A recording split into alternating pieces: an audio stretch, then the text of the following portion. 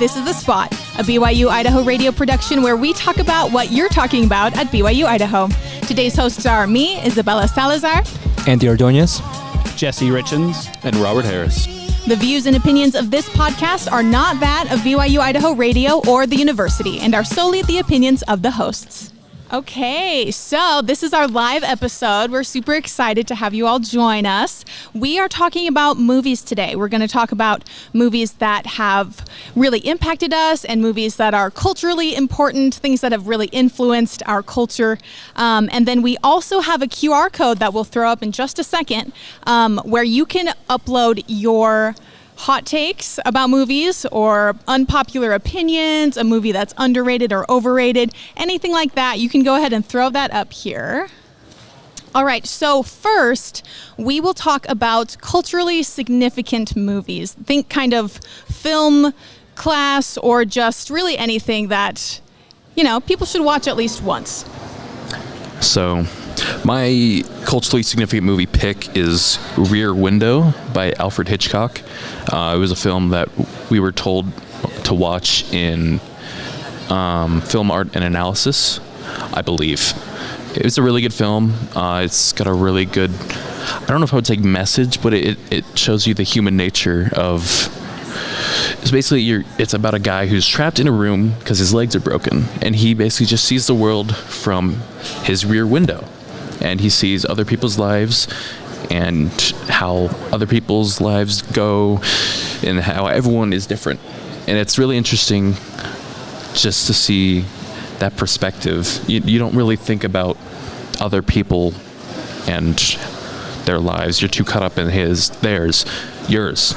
But he can't do anything, so he's stuck seeing life through other people's eyes, and I think that's a really interesting idea for a film.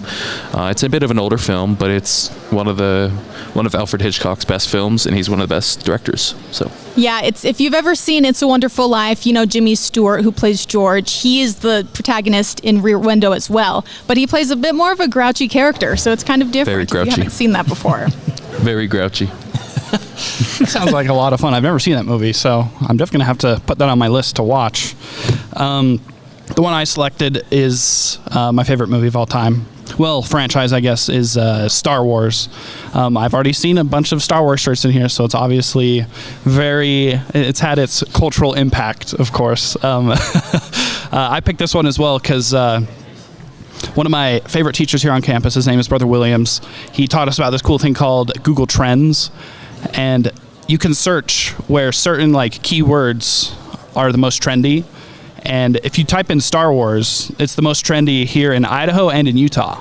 So not only is it culturally significant around the world, but kind of in our church. There's a lot of people that love Star Wars, like myself. And I mean, it's great. I feel like it's affected the hero's journey as a story. It's probably the most ultimate story that covers that. So, I mean, Star Wars Day. It literally has its own day, so it might be one of the biggest out there. Yeah, that's interesting how it is so popular in this region of the U.S. in particular.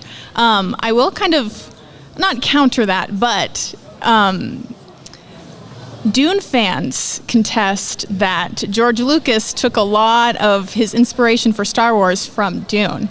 I'll be honest, I haven't watched or read Dune, so take this with a grain of salt, but I understand there are a lot of similarities with the Force and being able to influence people, and there's desert-dwelling people, and there's just a lot of similarities. So I don't know if I could counter that perhaps Dune is even more influential because it spawned Star Wars, which has then, had its own Star Wars Day and stuff.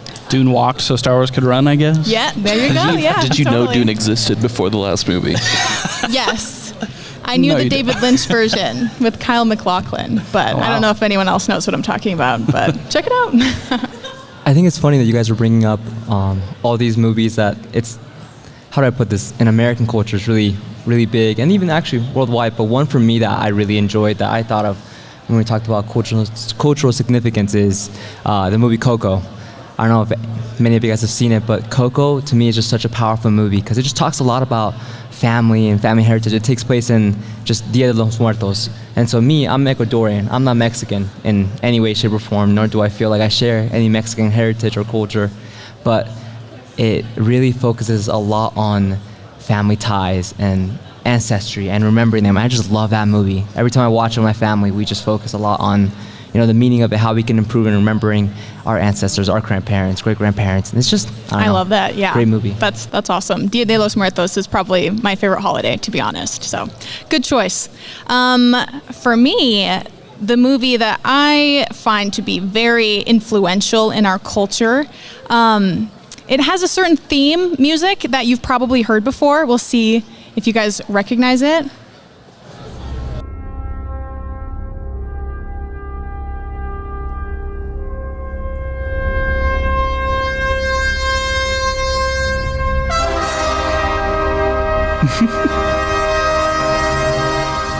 So that is from 2001: A Space Odyssey. It came out in 1968, and you could break the movie into a lot of different parts. But for example, it starts with the dawn of man, which is, it shows these apes, and they discover this black box. And then shortly after discovering it, they discover weapons, and they use bones for weapons. And if you've ever seen the Barbie movie, they took the opening sequence directly from A Space Odyssey. Remember the part where there's the huge Barbie doll, and then there's the little girls, and they start breaking their baby dolls? That was completely taken from the opening sequence of A Space Odyssey. So I thought that was really interesting. And the movie continues, and it follows these astronauts who go on a mission to Jupiter. And they have this AI robot, this computer that runs the ship, and his name is Hal. And he turns on them at some point and kind of goes evil, which reminds me of WALL-E. It has the same AI computer controlling the ship that then turns on everyone. So it's really interesting how I recently watched it, and I've seen how A Space Odyssey has influenced a lot of media. There's also a very famous song by David Bowie that you might recognize as well. This is ground control to Major Tom. You've really made the grade. So that's A Space Oddity. So it's just cool to see how it's been influenced in so many different things. Oh yeah, I remember hearing that music for the first time actually watching A Secret Life of Walter Mitty, and I love that movie because that movie just genuinely just influenced my view of the world in my life and how I wanted to change my life. I watched it, I think, when I was 17 or something like that, and that's when I was like about to graduate high school, and I told myself, I'm gonna go and travel the world. I'm gonna go and just see what the world has to offer, because I wanted to just, I don't know, in the movie it takes, what is it? Let me explain the movie real quick. The Secret Life of Walter Mitty takes place with a guy that's very introverted, and he just goes on and on doing his daily routine, doing the same thing nonstop. And it's a pretty boring life. It's what many of us kind of do in our regular day-to-day lives. We go around, we wake up in the morning, we go to school, we do our homework assignments, we go to class, we go to work, and then we just repeat doing the same thing over and over and over. But in The Secret Life of Walter Mitty, there's a point where he kind of just has to take a leap, just do something different. And he goes out in the world and he explores just by he has to go find this famous photographer, and he goes on an adventure just all over the world. And to me, that was like a moment where I wanted to be like, I want to go do that. I want to go around and explore Greenland, or not Greenland, Iceland, or Scotland, all those places. And actually 2 years ago, I kept that in mind. And when I listened to that movie, I was listening to that song, Space Oddity, as I was flying to Europe to go backpack with my friend. And it was just a great movie. That's so cool. Wow. And someone posted on here that the greatest movie ever is The Secret Life of Walter Mitty. So I think you're in good company. Shout out to that guy. Great taste. Or girl. A movie that has really impacted me a lot that I love is Life is Beautiful. It is a movie that actually the International Cinema here on campus showed, I think, last semester. If you like international movies, you should check that out. But it's an Italian film, and it takes place during the Holocaust. But the first half of the movie it's basically a really sweet love story, and then halfway through the movie switches, and it's about the couple after they get married and they have a son, and the father and his son, they get put into a concentration camp, which sounds so dark, but I think they really handle it well. They don't show much of the horrors there, but the father, he basically tells his son that the whole concentration camp is a game, and if he wins the game, then he will get this huge prize. And so he takes this really horrible circumstance and makes it into a positive experience for his kid, which is like incredible. And that's just one of my favorite movies of all time. They also have it dubbed in English if you don't do subtitles, but if you do subtitles, then it's pretty good. How about you, Robert? So I couldn't decide between two: Shawshank Redemption and All Quiet on the Western Front. Shawshank Redemption is one of the best movies of all time, in my opinion. It's just an incredible story with incredible characters. The acting is amazing. The setting is awesome. All Quiet on the Western Front is a war movie, so if you don't like war movies, then it might not be your favorite, but it has a very strong message, and it shows you the truth and the reality behind war. It's really powerful, and I recommend it to everyone. For my pick, I decided to go with A Beautiful Day in the Neighborhood. This movie kind of came out pretty recently. I think it was probably like 2018, 2019. But basically, it's a movie about Mr. Rogers, and Tom Hanks plays Mr. Rogers, which is fantastic. But basically, the movie is all about like forgiveness and finding a way to like forgive people in your life that may have like hurt you in like a really bad way. And it just shows how, I mean, we've all seen, I don't know if all of us have watched Mr. Rogers when we were younger, but he always taught like good values of being like nice to everyone, and it was really cool to see that portrayed through Tom Hanks. The movie is so cool because it's about this journalist, and he's supposed to do a story on Mr. Rogers. It's based on a true story as well. But basically, as you go through it, it almost turns into Mr. Rogers interviewing the journalist and basically helping him get through something that he's going through in his life. And it's really enriching and really heartwarming. I mean, it gets pretty deep, pretty sad at some points, but overall, it's a happy movie. That's really cool. I watched a documentary about Mr. Rogers somewhat recently, and it was really cool to see just how he really wanted people to know their worth.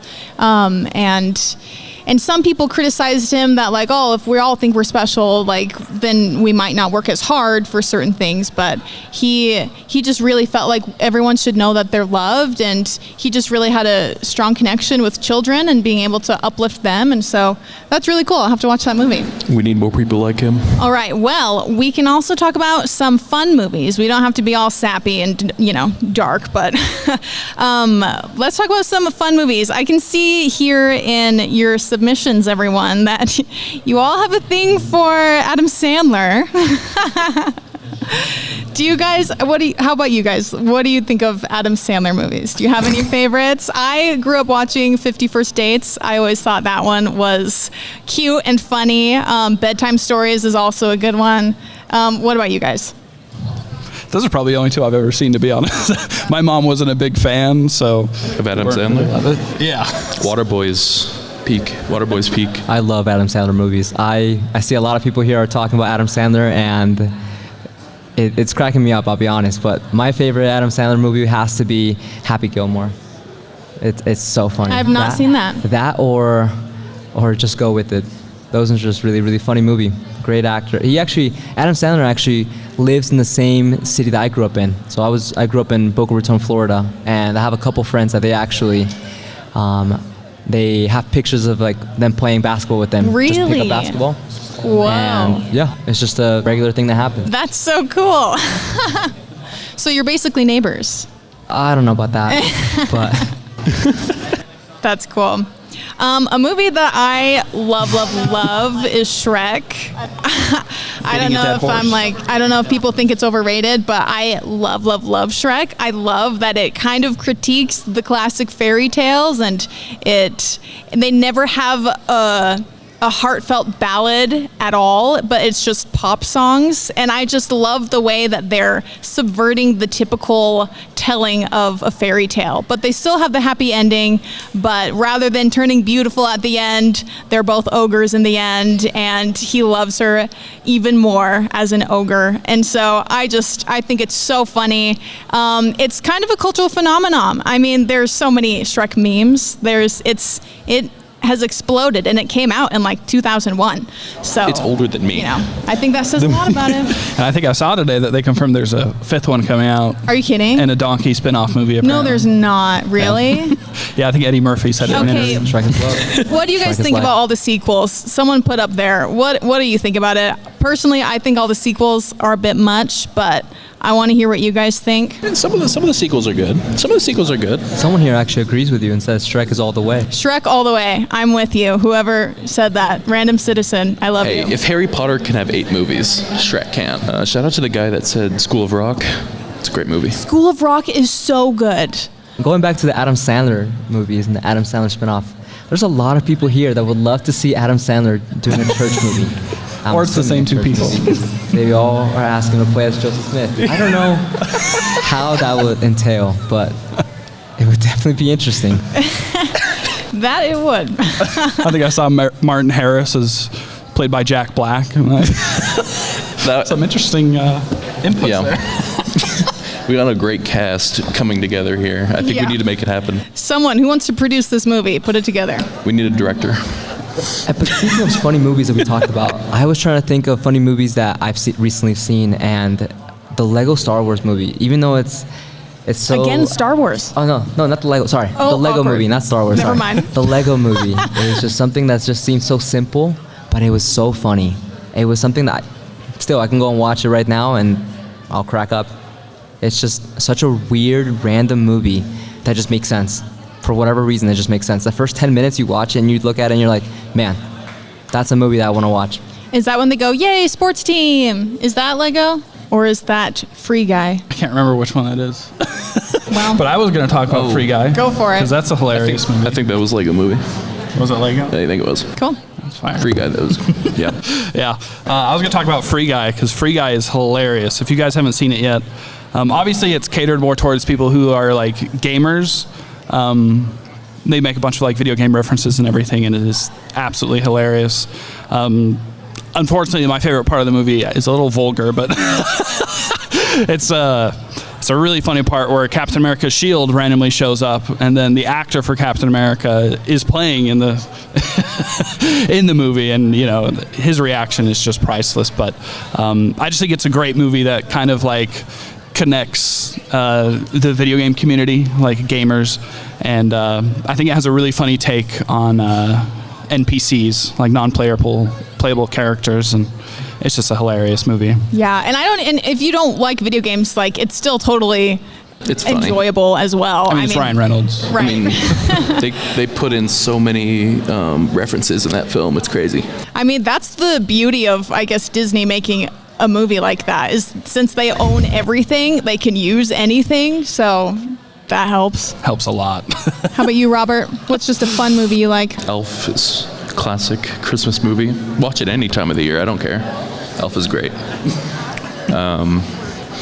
It's got so many quotable lines. I'd watch it every Christmas with my family. It's just the best. All right, let's take a look at some of these other comments. Let's see. White polo guy. Robert, I think someone's proposing to you. Oh boy. Raise your hand if you want to marry Hey, a reach out to polo me. guy. There they are. Oh, boy. Robert, you got Robert a lot of potential suitors here. Yeah. You guys will have to come snag his number afterwards. We'll give you a t-shirt too. Robert, they're asking for your Instagram handle right now. We have a hot Good. take here. Jesse is better than the white polo. Oh man. I mean, well. I mean, my name How many marriage proposals do you have though? Not as many as he does funny. here. Someone here said that the Guardians of the Galaxy movies are fun. I really like those. And I like, to be honest, I haven't really watched really any Marvel movies, but I do like the Guardians of the Galaxy movies. Yeah, no, they're fun, the Guardians of the Galaxy movies. I like the other Marvel movies a little bit more. I understand that the Guardians movies are supposed to be like more lighthearted and more fun, and I think they fit that category really well. So, I mean, they're good. Okay, let's talk about some hot takes. What hot takes do you guys have? I guess mine might be that I'm not really into the Marvel movies. I guess the flashy or big blockbuster movies I'm just not as interested in. I'm sorry, I'm not. Not like the other girls. But what about you guys? For me, I think, and this is, I guess, like, what's the right word? A taboo to say out here in the West, Midwest, I don't know, Idaho area. But I think Nacho Libre is not a funny movie at all. It's probably a very, very mid movie. I remember someone told me Nacho Libre was one of the best movies you could watch. And I remember I watched it and I was like, man, this is boring. This is just cringy and just, ugh. But that's just me. That's the problem with talking up movies a lot, and then, you know, they're expecting this magnificent piece of work, and then it's just not quite there. So if someone would have said that, if someone didn't talk it up as much, do you think you would have liked it more? No, I just don't think it's funny. I don't know. I personally don't like the cringy type of movies, and that was just all very, very cringy. I remember we talked about. But you like Adam Sandler movies. Yeah, but Adam Sandler just. I don't know. I think Adam Sandler would do great in any movie, especially in a church movie or anything of that sort. That's just me personally. There you go. I mean, I like Nacho Libre. I think it's cool because it's based on a real person. Like, there was really a guy who like worked at a monastery in Mexico and then went on to be a wrestler. And he I think he gave the money to the church to help the kids or something. Like, it should get some points for that at least. But there's a lot of true stories that are also very boring. Wow. Or just boring. very mid. Snap. All right. I'll take it. Do you like any movies with Jack Black? That's what I'm wondering, because I like the Kung Fu Panda movies. Yeah, those are great movies. As long as you don't see his face. Oh you're my okay God. with it. That's not true. No, I just don't like it. I don't know what about it. I just don't think it's funny. I just don't think it's entertaining. I don't want to say it's poorly written because I don't remember much about it, but it's just not my cup of tea. But that's just my hot take. I know there's Robert. You said you liked the Elf movie, right? What was that? You like the Elf movie? Elf? That's the one that you brought Yeah. up? The Elf? Yeah. Yeah. Well, someone out here is saying that is a terrible movie. What's your rebuttal, Robert? Come on, Mr. White Polo. I think they said Polar Express is better, right? I'm not going to fight it. So you accept that it's I accept not it. good. I don't believe it, but I accept it. Polar Express is a great movie. Elf is personally my favorite. Well, Robert, people want you to keep going because they want you to hear more of your hot takes. And they don't want to hear my hot takes because they say that I am no longer valid. So they want to hear more of your hot takes. So do you have any other ones? Oh. they seem to like yours more. So I might lose all my fans here. I hate the Bourne Identity movies. Wow. They're just so boring. They're so boring. I can't. I'm going to get a lot of hate, but I hate them. wow. Yeah.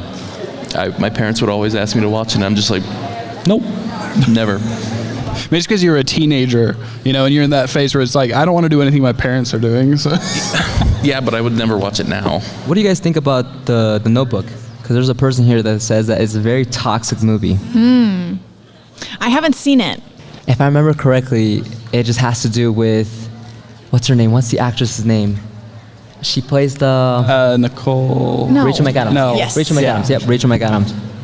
Amazing actress. I'm in love with her. But... and who is the other guy? Ryan Gosling? Ryan Gosling and... Oh, James Marsden. James Marsden, yep. Mm-hmm. Yeah, so they're all in that movie, and to sum her up, she's in a dilemma between picking someone that is her, I don't want to say high school sweetheart, but something like that, like teenage sweetheart, which is Ryan Gosling, or James Marsden, yep. And in the end, she ends up going with Ryan Gosling, and it's just pretty much like a fight between who she's picking. And I didn't think it was that toxic. I thought it was a little bit manipulative, but I thought it was a good movie overall. Didn't Ryan Gosling's character threaten to fall off of a Ferris wheel if she wouldn't date him. Yeah, but that's true love. I don't know. If you're You've not never willing to experienced it, risk that's a what it little is. bit of, just yourself. I don't know. I have hot takes that people don't like, so. No, that's fine. All right, ladies. Andy, Oh yeah. you'll make sacrifices. All right. Well, thank you all so much for joining us as we discussed movies. It was good to hear what you guys thought and learn about your love for Robert. You've been listening to The Spot, a production of BYU-Idaho Radio. Today's hosts were me, Isabella Salazar. Jesse Richens. Andy Ordonez. And Robert Harris. The views and opinions of this podcast are not that of BYU-Idaho Radio or the university and are solely the opinions of the hosts. This episode was edited by Brogan Houston. Producers were the hosts with supervision by Brandon Isle and Natalia Hepworth. Our theme music is Finding Happiness by DJ Quads and The Perpetual Ticking of Time by Artificial Music. To listen to more episodes of The Spot, like and follow us on social media or visit our website at byui.edu/radio and click podcasts. Be sure to subscribe to the BYU-Idaho Radio podcast wherever you get your podcasts and leave a review of the show and leave a comment on what we should talk about next.